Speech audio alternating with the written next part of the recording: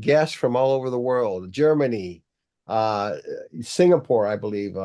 Caroline, you're in Singapore right now, I and am, yeah. Jorge in Mexico. Welcome to my conversations with Rudy Rivera. To the people on Zoom, welcome. The people on LinkedIn Live, welcome. And ultimately, the people on my YouTube channel, welcome. We're going to discuss today the attorney-client privilege around the world. Everyone thinks it's the same, but it's really not. And so we have lawyers from actually three different areas of the world, four actually, including me in the United States, who can talk about the nuances of the attorney-client privilege. Let's start with ladies first. Caroline Berube, can you tell our audience a little bit about you? Yeah, sure. Thank you, Lo, for your organizing this webinar. I'm Caroline. I'm Canadian, and I've been in Asia for 26 years, sharing my time between our two offices in China and Singapore, and we handle corporate and IP work. The next, the old man, Eckert. Oh, thank you so much for that one. But I'm in the law since 1982, and we'll come back to that date later. I'm trained in France, then at Harvard in America, and Berkeley, Washington, D.C., still a member of the New York Bar, and thereafter I studied a third time in Germany. And I'm stuck here, professor of law, and run a law firm which I founded in 1996, saying no to partnership in large law. And meanwhile, my own firm has about 25 lawyers. And I'm like Caroline, in corporate and normal stuff. And I spent, which may be relevant here, 19 years on the board of my local bar. So a lot of what we're talking about today, I saw and witnessed the developments.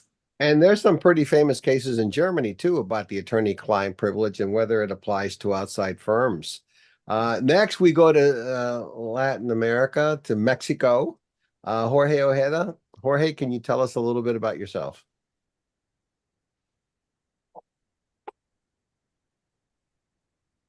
I can't hear you, Jorge. You're on mute. Boy, sorry. Thank you very much, Rudy, for the invitation, and great to see you again, Caroline and Eckert. I'm Jorge Ojeda. I'm a Mexican licensed lawyer. I've been a partner in Cachot, Cavazos, and Newton law firm since 2003. So it's a great pleasure to be in this panel. Thank you, Rudy, for the invitation. My practice focuses mainly in real estate and transactional business, and I'm very active in the Mexican Bar Association. Currently, I'm a board member. Thank you. And my name is Rudy Rivera. I'm a U.S. attorney. I'm in-house counsel for a Fortune 500 company. And like my colleagues, I have experience also in the attorney-client privilege in other parts of the world where I manage litigation. So let's start with the basics. Everyone knows what the attorney-client privilege is, right? It's you talk to your attorney, they can't force you to say anything, right? And is that pretty standard anywhere in the world? We'll start with you, Caroline. When Sure, does it thank not, you. when does it not apply? At what point is it, what does it start? In the US, it starts the moment I pick up the phone and I talk to somebody. The attorney privilege applies. When does it start in your area? Yeah, that's a very good question. I'll move between China and Singapore, which are the two countries that I've been working with for many years. So they're quite different. And just in terms of background, like China is a developing country, as everybody knows, though the legal scene has been evolving tremendously on different aspects. Unfortunately, in terms of like attorney-client privilege, it's still at a very early stage. So if we just look at the basic, it's very similar. As soon as you speak to a client, like even before you sign him as a client, like before the engagement letter, you still, just the information before the engagement letter, there's no attorney-client privilege. But as soon as you have the engagement letter, then the attorney privilege starts. Singapore is a lot more developed country and legal system, very similar to what you have in the US, I would believe. So So exactly the same, as soon as the client pick up the call, then that's when the privilege starts. Interesting. One of my attorneys I've worked with in Romania told me that the attorney-client privilege does not begin until you're retained. So what you want to do is call your client, call you, says, don't say anything to me. Come in, even if you sign a contract for $100, that retention needs to take place. Is that the case in Asia and China and Singapore? Do you have to be Yeah, retained? it's more so for China. Okay. Sorry, it's more so for Singapore. China is a little bit more fluffy about this. But I would say, like, for our clients, what I always do, like, just to make sure that there's no gray area, because, if something happened, let's say on the Chinese legal scene, like, I always prefer to be bulletproof. So I will always say, like, listen, just apply the gold standard, which from my perspective is having an engagement letter first, and then you can disclose to me anything. I just prefer to be like, more aware and make the client more aware about the risk, to make sure that there's no risk after, like, say, oh yeah, I said that before, like, on a call or by email, etc. So I always prefer, like, to, like, say, listen, just give me the basic information, like, we have this matter, corporate matter, criminal matter, tax matter. And I said, listen, yes, we can advise, there's no conflict, let's move to the engagement letter. And then you can disclose more information. So it's not mandatory by law, especially in China, but from my perspective, that's how we always handle our case. It's better to be safe than sorry. Yeah, especially in countries which, we never know really how the court will handle it, because, like, there's, of course, probably a bias between Western and Chinese. So I just want to be safe. Eckert, what about in Europe? On that one, we are more relaxed because the attorney secrecy starts with taking the oath. So when I took my oath to the German bar in 1990, ever since, all my clients, prospective clients, even those giving me a phone call or an email inquiring whether I would be in conflict to do them, even that I would not be allowed to tell anybody else that I was even asked for conflict. And if I discover a conflict and have to decline a mandate, I'm not going to tell anybody that I even was approached. And I cannot use that. I cannot even use it for my own client by telling him, your contract partner is currently already looking for a lawyer. Well, you can't even admit or deny that the person's a client. Even if the person's not a client, it's still safer to say, I can't admit or deny. Most lawyers I know in the States would say, I've never represented that person, and make it clear. But I think probably the correct thing to do is say, well, I can't admit or deny. Yeah. Jorge, what about Mexico? Well, as you know, Mexico is quite a surrealistic country in many aspects, and this topic is quite one of those. And there is very low regulation on professional secret in Mexico. So we can say that because of that, if you see the law, clients do have the right to have a secret and to keep secrecy, and lawyers have the right and the obligation to keep secrecy, but that is not very clear to what extent, what are the limits. And this leads into a very broad language in the Constitution and civil law, administrative law, criminal law. And well, basically based on this, it depends a lot on how things develops in the courts until this is regulated or established in a law. So right now, based on the current regulation, there is a very broad language and the opportunity to establish better commitment, and how this been developed in the recent years, being really close to the activities from the bars. The bars in Mexico is not mandatory, and there are bars everywhere, and there are 3 very reputable bars in Mexico. Of course, Mexican Bar Association first. Of course. And by the way, just as an aside, Jorge assisted with the Mexico Bar and the Association of Corporate Counsel file an amicus brief on the attorney-client privilege in a matter pending in Mexico. That's exactly right. So it does happen. But Jorge, when does it attach? When I call you? When I get a retainer letter signed? When I pay you? Well, the law is not clear in that sense. Clearly, there is no specific commitment or obligation that an attorney-client relationship has to be in writing. So you can be protected immediately by law by just consulting a lawyer. The aspect is that it's not clear the extent of secrecy, even for prospective clients. However, if you review the Mexican Bar Association Code of Ethics, well, that covers those questions, but is not really covered or developed in law. Okay. But in the States, for example, you are required to keep this secret. But let's say, for example, that I decide to shoot Eckert and I bury him under my porch. And Eckert's widow is saying, "Where's his body? Where's his body?" In the US law, I'm not obligated to say. But now if I say to somebody, "I'm going to shoot Eckert on Thursday," then the lawyer has a duty to report what's going to be a crime in the future. How does that work similarly in your jurisdictions? All right. We'll start with you, Caroline. Okay, great. Thank you. Well, for this, so China is very similar to what Jorge mentioned in Mexico, in terms of it's not a very developed area of law.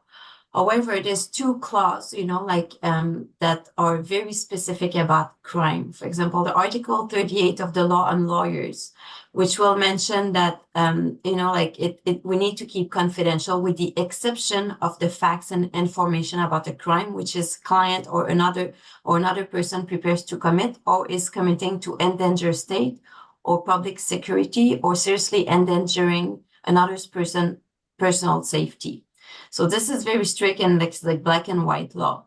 And also in the criminal procedure law, there's another article to the same effect. As soon as it has an impact on the life of and safety of a person or the state or for public security, then a lawyer has the duty to mention it. So I would say this is probably the two clauses that are very clear with no gray zone about how you should act as a lawyer. But beside that, it's very very new and very great. So, Rudy, we observe that around the globe, we are in agreement. We should avoid that a third person be killed. Well, especially if it's you, we should agree that. But are you required to report it? Eckert, we want to keep you around longer, but are you required to report it? Yes. Okay. I mean, if I know there's something going to happen, and that is exactly the red line, and I think we have that globally. And that's a good point. That we at least have one consent already. Yeah. We'll find a lot of disagreement later, but this is already a good starting point. Jorge, would it be the same in Mexico? You're required to tell the police where the body is? I'm going to break this discussion. No, the answer is no. And this is incredible. Believe it or not, this is not regulated in Mexico. There is the new Code of Ethics of the Mexican Bar Association was issued around 10 years ago. The prior one, Code of Ethics from the Mexican Bar Association, did contain a provision exactly in the terms that you are mentioning. And when this code was reviewed, it was actually removed from the code. And the reasoning behind it was because there is an absolute protection to the professional secret, while there is no specific provision that you can break it. The only limits on the breaking of this professional secret in Mexico is whatever is established in law. And there is no very clear terms of that. The risk that you follow as a lawyer is from becoming a lawyer and then becoming a part of the crime. So that will be the aspect that you will need to review carefully. What is the involvement that you may have as a lawyer in a risk on this? And because of that, it was decided that it was not possible to establish in the code something that to exceed that way the legal provisions. So what we're promoting in the Mexican Bar Association is to actually regulate the professional secret in Mexico, because that has to be contained there. Jorge, you brought up an interesting point. Then I'll get to you, Eckert. You brought up an interesting point because even though Mexico doesn't have a bar, a lot of lawyer misconduct can be considered criminal. And so it's not a question of getting disbarred. It's if somebody wants to really pressure you, they can file a criminal complaint with the public ministry. Mhm. So that part's Being involved, dangerous. or I'm sorry, Rudy, or being involved in the actual commitment of the crime. Right. Instead of being just a witness, you may be part of the crime. Part of it by not saying or by saying something, right? Exactly. Eckert, So what to about be you? considered as Yeah. accomplice kind of thing? Yeah, Carolyn had a question. Are you an accomplice or you are a co-actor? Well, it depends on the facts. Okay. It could be both. First, I want to Eckert, clarify, I didn't make a statement about about whether I tell the police where to find the body. I did make the statement that we are all obliged to tell the police if we know that there is going to be a shooting, a deathly shooting in 2 days. So on that one, we're in agreement. Regarding the body in your garden, from myself, I would put it to you, there may be a distinction between a document which was given to a lawyer and a body, a dead body. That's the distinction which I venture to make. But perhaps we move on towards the interest of our audience in the direction of in-house counsels. yeah. Well, in-house counsel, the privilege exists in the US with in-house counsel. Sometimes we do what's called belt and suspenders. We'll retain outside counsel and inside counsel works, but communications are definitely protected with in-house Do you counsel. know But since when? Do you know since when you have it in America? Since I think- 1982. Since 1982. I was a lawyer in 80, so I guess that was before I really started practicing, but I always assumed when I graduated that it applied, since 1980. But It was only the US Supreme Court in Upjohn. I looked that up for you Yeah. you this afternoon in 1982 at 449 US 383. So it's only since 82. And when we later come to Europe, we'll find that the basic ECG from the European Court of Justice judgment comes from the same year. So the divergence which we have rooted in the very same year, 1982. Well, yeah, the Upjohn case is also famous for a number of other reasons too. It's that who's representing you and who's not. That you give, it's almost like a Miranda warning to an employee where you're doing, an investigation. So, but it doesn't apply in Germany to corporate counsel, right? The attorney-client privilege. No, that's correct. In 1982 European Court of Justice cases of the European Commission in AM and S, they said that the reason for privilege is, on the one hand, that such communications are made for the purposes and in the interest of the client's right of defense, and on the other hand, they emanate from independent lawyers. That is to say, lawyers who are not bound to a client by a relationship of employment. Well, the rule seems to be that the in-house counsel is not independent and under the control of a CEO or somebody within the company. Caroline, how about in China and Singapore? So China, this aspect about the in-house counsel disclosure, it's not regulated. In Singapore, it is, and in fact, there's strict regulation which is mentioned. So a legal counsel in an entity is not permitted at any time to disclose what is disclosed to this person throughout her employment, except again if there's illegal action, or there's a crime or a fraud which has been committed since the commencement of his or her employment as such legal counsel. So again, the duty exists for in-house counsel. They cannot disclose while they're employed during by an entity and just carry on after termination, except in a few topics, which is similar to what we discussed, crime, fraud, illegal purpose, etc. And Mexico, Jorge. Well, in Mexico is in my opinion, and of course, I need to be clear on this. My opinion, there is no reason to distinguish between the external counsel and the in-house counsel with respect to the professional secret. There is no distinction in the Constitution. There is no distinction in the laws. There have been attempts to create a distinction that the in-house counsel is not autonomous, and because it's not independent, therefore should not be protected by professional secret. Well, this is part of the big discussions in Mexico right now, and there being those intentions to read away from that opportunity in certain areas like, competition, economic competition. But until now, there is no legal provision that distinguishes.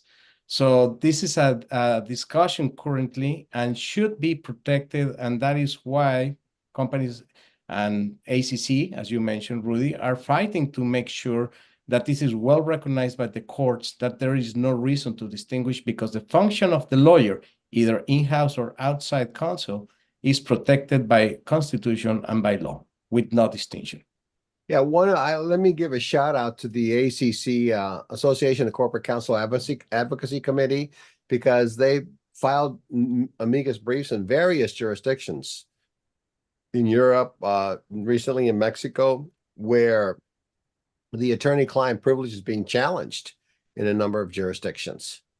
So if you're a counsel with multinational offices, you're going to be at large risk, right, of you conducting an internal investigation and only dealing with inside counsel and not retaining outside counsel. So if I had a matter in where your jurisdiction, Caroline, and Eckert, where you practice, I mean, you would have to be retained in order to protect the privilege. Can I just add something just on the Singapore front about the privilege as in-house? So they really do split the rules and regulation in three categories. So if you're in-house for one corporation, if you're in-house for related corporation, and also if you're in-house counsel for a public agency. So the rules will differ depending on the type of role or who is your employer, which I thought was interesting. I don't see it as being the situation in other countries, but if it is, I'll be curious to know how it is in Germany, Mexico, or the US. I think it's interesting that there's a special clause for in-house for public agency in Singapore. Yeah, that is interesting. That the specific law. Eckert, there was a famous case with I think it was Volvo, where the government German court required disclosure of documents by an outside firm. Are you familiar with that case? You mean Volkswagen diesel Yeah, scandal? Volkswagen. I'm sorry. Yes. Yeah. So that one, of course, actually it went via two roads. It went all the way up to the Federal Constitutional Court. And the first one was filed by the lawyers. Jones Day was a large law firm with about 2,000 lawyers, and they had involved a number of firms, including the Munich firm. And on the level of the Constitutional Court, Jones Day was not even granted the right to access the Federal Supreme Court, because it was no German legal entity. Every human beings, citizens have that right to access the Supreme Court, and German legal entities, but no foreign legal entities. And so that already flunked on that level. But the same case, of course, was brought also up by Volkswagen itself. And Volkswagen is a German entity, so it was entitled to go all the way up. And they had what they had handled the lawyers was about 700 opinions and affidavits they got together, and all these documents. And in the end, that scandal with Volkswagen settled with a plea agreement of $2.8 billion. And so for Volkswagen, it was found that they could not rely on Article 13, which basically of the German Constitution, which basically protects your environment, your home, on which you can rely, and on which also an outside counsel lawyer can rely when they come to your own offices. But they couldn't, because the documents were not with Volkswagen, but they were with Jones Day, so the law firm. Well, that's So there is rather risky, Eckert. You're a law firm. You hire the law firm, and now all of a sudden, because it's not a German entity, the information or documents are not protected. no, let me put it that way. If they hire a German law firm, like if they hire my law firm, they are protected. If they hire a multilateral something which is not established in the form of a German legal entity, or just the individual lawyer who is admitted according to the rules of the bar, if you don't hire a German law firm, then you run a risk.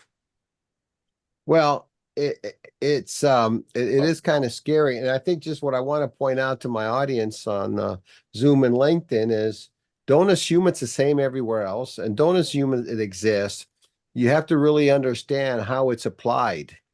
And I think that's one of the checklist items you need to do when you're going into a new jurisdiction, because eventually you're going to have a situation that's privileged, right? And you may have litigation, and you need to know ahead of time how it needs to be protected. So Jorge, in the United States, when there's litigation, there's what we call a privilege log. Okay. We get together all the documents that we believe are privileged, and we say we're not disclosing X number of documents. Okay. They can contest it. Okay. But we can do that. Can you do that in Mexico? Well, first of all, there is an obligation under Mexican law that third parties and everybody has to cooperate with whatever court's rulings or orders are in order to basically resolve cases that are submitted to the court. However, we don't have delivery the way you have it in the US. I mean, discovery. We don't have discovery. That's exactly Yes. right. We don't have discovery in Mexico, and that makes Mexico quite easier in that sense to preserve, professional secret, because you can control better the communications and the information you disclosed. I don't know if that answers your Yeah, question. no, it does answer. Yeah. Caroline, how about in your jurisdictions? Do you do the privilege log? Yeah, so for Singapore, I don't do litigation in Singapore, so I wouldn't know about this one. I'm happy to search. If anyone has any question at any time, I'll be happy to, if you reach out, I'll answer. For China, the discovery for litigation, it's really different than what we have, I guess, in other countries. You can really disclose everything. In any ways it was disclosed, email, fax, then recording. The rule of discovery is definitely not as strict as it is in other countries. So you can really disclose what you believe is good for your client. In the US, you have to disclose everything, which is why we have to do the privilege log. Eckert, did I ask you, do you have to do the same type of thing? Do you have to say, to the court, these documents, we're not going to produce them? Now, I think at this point, I need to make a short introductory observation. Because the starting points are different. We discovered that in 1982, we had different starting points. That was the European level. Right. Like in America, you have federal law and state law. Same way in Europe, we have this European jurisprudence we talked about, which was developed in the context of cartel violations, antitrust law violations. And antitrust law fines in the over 100 millions. And in that context, this jurisprudence developed. And that is distinct from what you have in the different national laws. So if you go to France, for example, there is no protection of in-house counsels because in-house counsels cannot even be admitted to the bar. If you go to England, then of course it goes back to 1576 on the concept of oath and honor. And under the oath and honor concept, you were under oath and honor not to divulge any secret. And later, utilitarian approaches came and say it's unfettered communication is important to make it. So I think the English law is very sophisticated, comes very close to what you know from the common law side. Then on the opposite, we have the French. You don't even, as in-house counsel, you don't even get admitted to the bar. In Germany, it's quite interesting. And that was during my time of those 19 years at the bar. In 2016, we changed, but we changed for other reasons. Privilege in itself, other than in criminal law, is no big issue because generally in civil law, you only submit what you know and what you have, and there is no concept of full disclosure on either party when you have a civil trial. So that's totally, the starting point is different. And with that said, the concern of in-house counsels was to get good pensions. And their discrimination with regard to pensions, they were not allowed to pay into the pension scheme of lawyers, which is a good pension scheme. And they used to have access to that. And due to some change of jurisprudence, they had no access to that anymore. And in order to accommodate in-house counsels to have their pensions ready, we changed the law and made a law in 2016 on the reorganization of the law of in-house counsels. And with that, in-house counsels could, if they so wished, qualify and be admitted to the bar. And as a result of that, there is some jurisprudence and literature saying with their admission to the bar, they should now also receive, at least in civil law cases, the same level of protection as external counsels. And that is happening. So if you push it forward, as long as you behave well, as long as you're not corrupt, you don't do money laundering, you don't no sexual harassment to employees on the ground, and no antitrust violations. As long as you keep clean of that, it doesn't matter, and you can work with in-house counsels fine, and they are protected the same way. Also in the civil in the civil trial. So if you have the question whether the lawyer can testify whether or not a contract has been concluded, that type of level, you have, at least in Germany, in-house counsel on the same level for the normal civil law stuff. So if you go to Europe, you're better off as in-house counsel in that regard in Germany as compared to France. So we still have all these national varieties, which is even more your point, Rudy, where you said, watch out the jurisdiction which you're entering. Yeah, that's why my title was, so you think it's the same everywhere, you know? In the US, if you could be a lawyer working in-house, but if you're not working as a capacity as a lawyer, then the privilege wouldn't apply. Because you're not working as an in-house counsel. So I used to manage software audits, and what would happen is the compliance people were lawyers, but they would never say lawyer in their signature page. So I used to send them an email, are you an attorney? Yes, but I'm not acting as an attorney. And so for me, that was just setting them up to say, well, you can't say the privilege doesn't apply anymore. Is the same work in Mexico, Jorge? If you're a lawyer, but you're not working in a legal capacity for the company, the privilege doesn't apply? Well, in Mexico, the concept of confidentiality, it's a very broad concept that is not just limited to lawyers. It's also a broad concept that professionals of all kinds that are obligated to keep confidentiality and secret are obligated. And we don't have that clear in law, which professionals and to which extent. So that gives the opportunity to, let's put in a simple way, a board member. A board member has to keep confidentiality, has certain access to certain information, has to keep that secrecy. And that will be a reasoning behind that you have to keep confidentiality, but there could be no specific protection like the one you're expecting from a lawyer. Then you go to another level of question is what happens with the people working in a law firm or people working with lawyer in-house counsel if they are if the information is protected. Well, to what extent an assistant, a secretary of a law or a law clerk are also obligated to keep secrecy, and who is obligated to keep the secrecy? Well, those are aspects that are not clear under Mexican law. It's very broad language, and you can always say, I'm subject to this protection.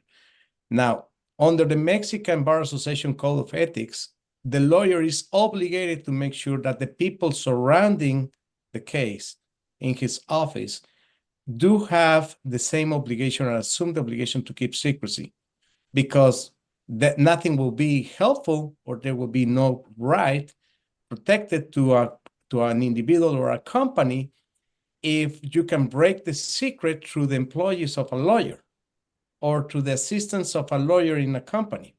So that is an aspect, again, not regulated in Mexico, where you need to go to and see the codes of the business. Carolyn, what about you? Again, like, China is very similar to what Jorge mentioned in Mexico. So you have first, like to be, which is very interesting from a Chinese perspective, you don't have to be a lawyer to have the license as a lawyer in China. First, you have to be a Chinese citizen, but you don't have to have done studies in law. So you can basically just show up for the exam. And then, so you're gonna pass the exam to be a lawyer, like, contract towards whatsoever. But they will not, the part on code of ethics, which, you have in the US, I'm qualified in New York. So the bar was split in 2 days of exam. Then we have the MPRE exam. I don't know if it's still the case, like, like 20 years later, but, there was a strict split between the two, and you had to do both. In China, it's not as strict, and there's no second exam on that code of ethic. But it is our job as lawyers to make sure that our staff are also like have a duty of confidentiality, even if they're not lawyers. First. Second, also similar to what Jorge mentioned about directors or fiduciary duties that confidentially come in, it's also something that lawyers will have the obligation, and also staff that, are working with us. So clients will be protected from that perspective. Singapore is a lot more how you describe it in the US, about the code of ethics and what can be disclosed and when does the status kick in. I would say, if I look at most in-house counsel I know, most of them are qualified lawyer, and they will not play about I'm an attorney, but I don't act in that capacity when I take that role as an in-house. In fact, I've never seen an in-house lawyer in Singapore that will say oh, I'm a qualified lawyer, but I'm not going to act in that capacity. Everybody will use the title, and I would believe then the rule about code of ethics, confidentiality, and duties will apply in-house or not in-house as soon as you're qualified lawyer. But I would like to mention just a little bit about money laundering, which Eckert referred a bit earlier. So now, as you know, there was a big case in Singapore, one of the biggest AML case in August 2023. Many billions dollars were in money laundering. So now each law firm is inspected, local and foreign law firm. So for example, in our case, we have our inspection next week as a foreign law firms. There's 3 people will come and inspect our books, and they expect us to do a homework with our clients before we accept them. And so if I don't follow the procedure as a lawyer, and I don't do my investigation in some ways about my client, and they check the book and they realize I haven't done my homework and there's a potential AML case, we will lose our license to practice as a law firm and myself as a lawyer. So there's a lot of strict rules about this. So it forces us to have to disclose if we're aware or if we have an idea about a case that is happening, which is related to AML. I agree, Caroline, that's the same development which we observe in Europe.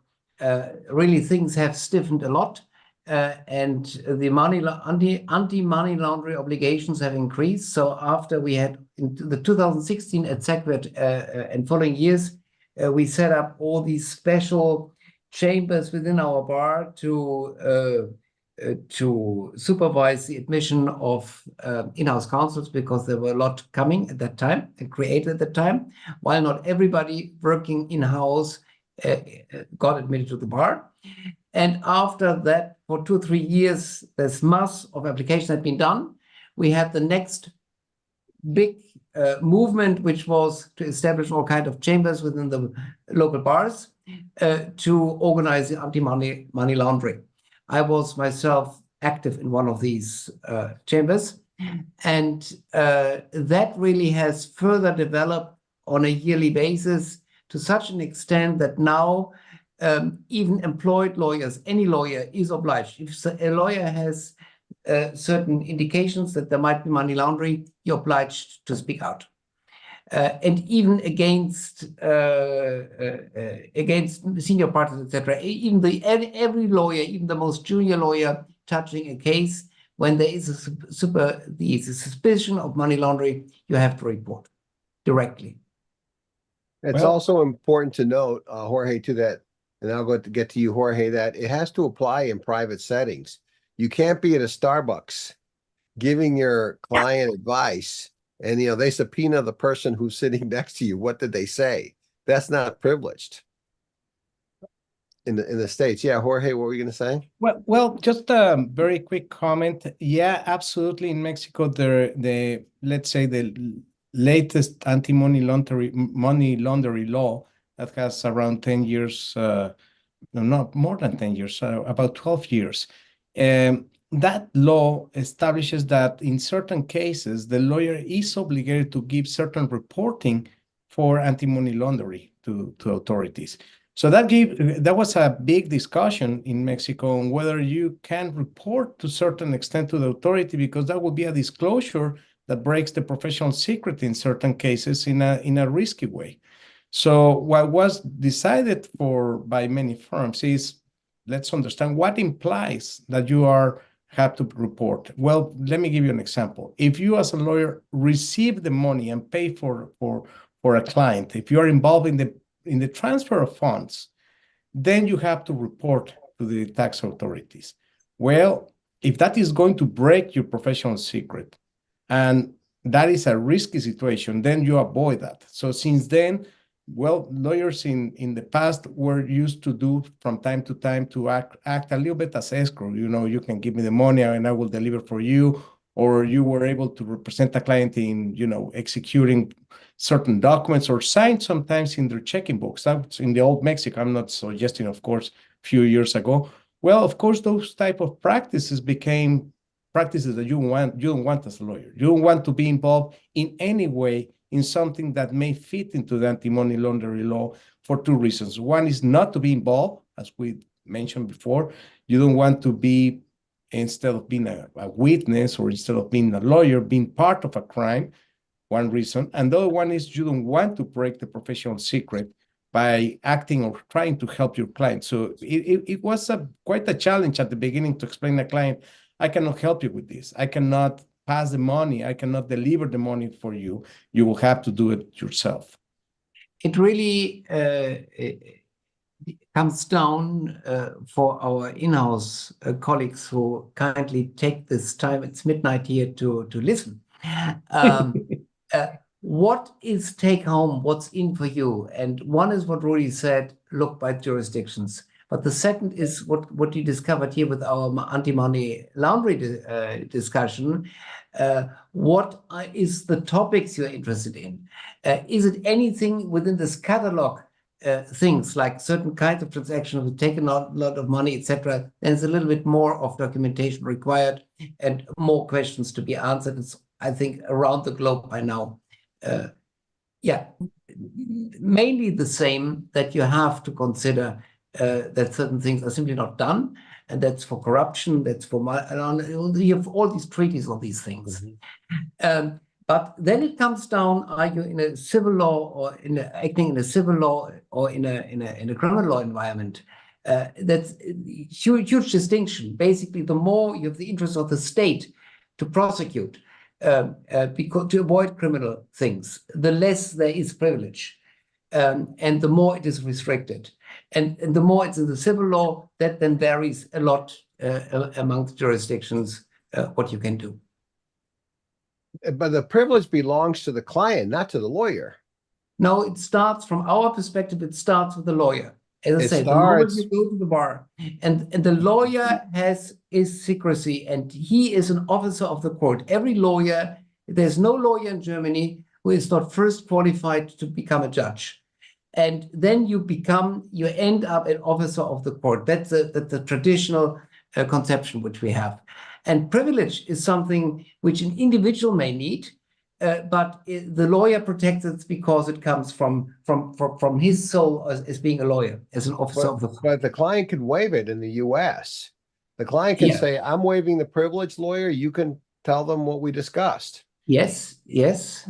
And then of course, That's what I'm there saying. the It client belongs can to the take client. inference. The Yeah. privilege is more for the protection of the client than it is the lawyer. Yes, but that's policy. And because we have the different policies, we have these different jurisprudences. Caroline and then Jorge, go So, ahead. yeah, so I guess like, like for the Singapore perspective, like, like the privilege belongs to the client. Exactly what you said, Rudy, like not to the lawyer. And there's a few cases where, like we could, the client could waive this. It's like where the client authorized disclosure, as you mentioned, when the communication was made about the illegal purpose or relate to commission of a crime or fraud. And also if a client is witness in a legal proceeding and he make reference to the privileged evidence in the course of giving his evidence, then the court could order the client to disclose the privileged communication that he had with the lawyer. So these are usually the 3 times that, like the client who owns the privilege will be able to waive it or will have to waive it in Singapore. Jorge, And this privilege is also like indefinite. So it doesn't end once I stop to represent the client. It carry on. Yeah, it goes on even beyond the client, absolutely. But again, as Unless the privilege is lost or, like for the reason that I just mentioned earlier. well, also the privilege doesn't apply in the US if the client sues you for malpractice, because you have to disclose your communications. You have to disclose the advice you've given them if they're suing you for malpractice. Jorge, you want to follow up and then we'll go to Eckert. Absolutely. Well, this opens 2 more topics: is how much you can disclose, and also, if who belongs, and also the time frame for the professional secret. So there are many topics ahead here. First of all, in Mexico, again, we have a low regulation on this, but the way we see it in the Mexican Bar Association is that there is the right of the client for the privileged information, but it's also a right and an obligation for a lawyer. It's a right in the sense that the lawyer has the right to keep secrecy, but also the obligation to keep secrecy. So we see it in all directions in that way. If, for instance, by law, and again, I'm referring to the Mexican Bar Association Code of Ethics, if, for instance, you're obligated to disclose something, then what we establish in the code is that you have to disclose the minimum necessary and as possible, and also that you have to do all active actions to defend and protect the secret. Now, if a client tells you that you can break the professional secret in Mexico, I will be completely sure to make sure that I have a very clear waiver, very clear understanding on the consequences, because otherwise I will be involved in a lawsuit. Yeah, and it's important. You bring up a good point. It's important to be clear in the waiver. Eckert, you were going to add something to that. Yes. I would like to point out that to a certain extent you can do something. And when you contract in another country, whenever you do contract cross-border, you can do something to increase your rights, especially from the in-house counsel perspective. We did at the Inter-Pacific Bar Association, the IPBA, which origins out of Tokyo and Singapore and goes around the globe. It's a little bit like IBA, a little bit smaller, like 1/3 or 1/4 of it. And there we had a project for about 7-8 years. And for 7-8 years, we discussed always in roundtables with 20 to 20 or 40 to 40 people, common versus civil law, and developed the IPBA guidelines on privilege and attorney secrecy. And basically what we say there, if we have an arbitration, then we agree that these privileges shall apply. So there are differences also in the nuances on what you can say from settlement discussions, for example, etc. So there's very few privileges, like 5 or 6, really pinned down. Same thing, and we say in-house counsel are treated like external counsel there. So in all my contracts, I use simplified global contracting. That is an choice of the unilateral principles clause for the substantive law and an arbitration clause. And I always add the arbitration shall be governed by the IPVA guidelines on privilege and attorney secrecy to upgrade the level of my clients who are usually in-house counsels. Yeah, but Eckert, that's in an arbitration, where an arbitration, as you know, is a creature of contract. But when Yes. you're stuck in a German court, a French court, a Mexican court, you don't have that luxury. You don't have that luxury, which is, I guess, why you're making a plug, why you should arbitrate and use uniform rules. And let me do it for you, Eckert. You wrote a book on the unitary principles, which standardize everything. And if you want, you can put a link to your book under there, because it's a very good book. I've actually started to read parts of it. Oh, thank you so much. And we didn't even really get into the work product. You know, there's the privilege, which is the communication, but there's the work product. You know, your thoughts, your impressions, which you write down, are not discoverable, are not, you know, subject to being disclosed. I mean, that's a whole nother area. Now, in the US, when attorneys, I don't really think you need to do it, but people do it as an abundance of caution, is the attorney will put attorney-client confidential or attorney-client privilege, and they'll send it to an email. Where are you going for lunch? Attorney-client privilege. I think that's overkill, okay? Because not necessarily any conversation is going to be, you know, attorney private. I think you got to be giving legal advice. But is it necessary to put that, Jorge, for example, in Mexico, to put that in a communication? Well, that's a very good question, Rudy. Again, we don't have good regulation on this. Where you want to be probably a little bit more protective will be for aspects related to economic competition, where there is some development here, very interesting in Mexico. Let me put this example. In Mexico, all communications between client and lawyer and attorney are protected. External counsel. Internal counsel are under discussion. In my opinion, should be protected. So that means all communications. And this should be extended to all indirect communications that happen with that communication. So let's put an example. I communicate with you, Rudy, and you take my communication and circulate internally to 3 or 4 people from your organization because they have to know what we're discussing about a topic. Well, those communications should be extended to this protection because are consequence of the attorney-client privilege.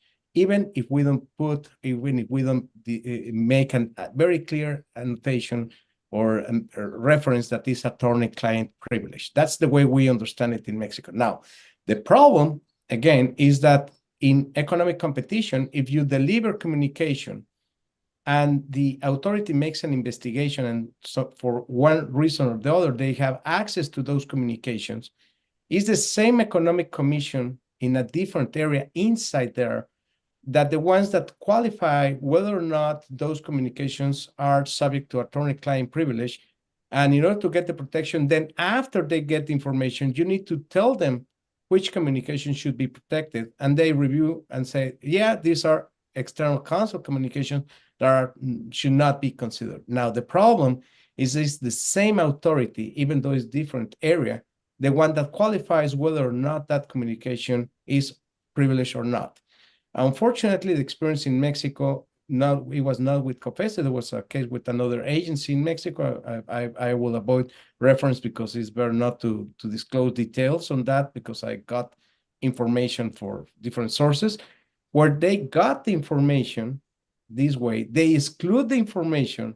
However, their resolution was clearly focused on that information. So there's a clear conflict of interest in the authority by having this methodology. And this, again, has to change in Mexico because it's not helping, it's not supporting, and you don't want to, violate the rights of the individuals and companies by not having the right institutions behind. Caroline, what about in your jurisdiction? Do you have to really state as confidential, or is it confidential just because it's a communication? It is confidential. So all confidential communication with a client, all advice given to a client, and all the contents or condition or of any documents seen by the lawyer in the course of our work.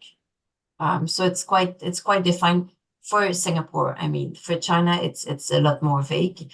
But it's usually whatever is communication, email, records, calls, is included in the privilege information. I think in the US, they put that in there, attorney-client privilege, only so that the recipient who's not a lawyer say, oh, I better not tell anybody. You don't want somebody saying, hey, you know what my lawyer just told me? So it's also a warning to the to the client to say it's confidential. We do have a few minutes left, but we do have a couple labor lawyers on our panel. Are there any nuances to labor law and the attorney-client privilege? I don't know if any of you have experience in labor law, but I thought I'd take this opportunity to ask that. Or is it just the same everywhere?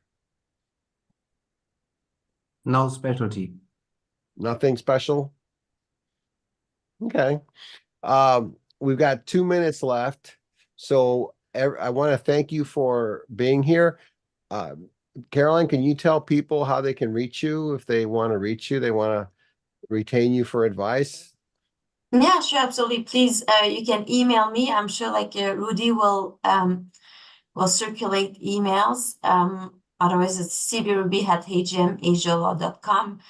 Easy to find me on LinkedIn or on the website, and we will definitely be happy to assist and clarify any question or topic discussed today, and of course work with you on your M&A or commercial project in Asia. Thank you. Jorge, how about you? Well, just a very quick comment. The constitutional protection to attorney-client communications goes to the extent in Mexico that the court should not consider any evidence that is not obtained legally in connection that this protection by law. Again, whatever that means, because it's not regulated, whatever implies understanding what law establishes or not, and how this develops. So the things is the important aspect, and of course, it's clear that Mexico is behind the way we should regulate and establish in law all these aspects, that the role of the bar associations, because it's voluntary in Mexico, is not sufficient to protect the lawyer, the client, and because of this, the justice. So based on this, it's clear that we're working as a profession to do things better. We're trying to do our effort to make this change and improve the system. Hopefully we will get there, and I think everybody should keep an eye on this and how things develops in at least in Mexico. Thank you very much, Rudy, and everybody, for the privilege to be here. Eckert, you have 1 minute, okay? I also would like to thank you, both Rudy and of course Caroline and Jorge. I think we had a great opportunity to look again at this different comparative starting points, different things valued, classified slightly differently, and that's all the fun and challenge of cross-border law. A nightmare to in-house counsel sometimes, but of course our happiness to help you. Thank you very, very much. Thank you. It reminds me of a line from a movie, The Wizard of Oz. It says, Toto, I don't think we're in Kansas anymore. And when you go off into these jurisdictions, you're not in Kansas anymore. Well, at this point, I want to thank my LinkedIn audience. I'm going to stop.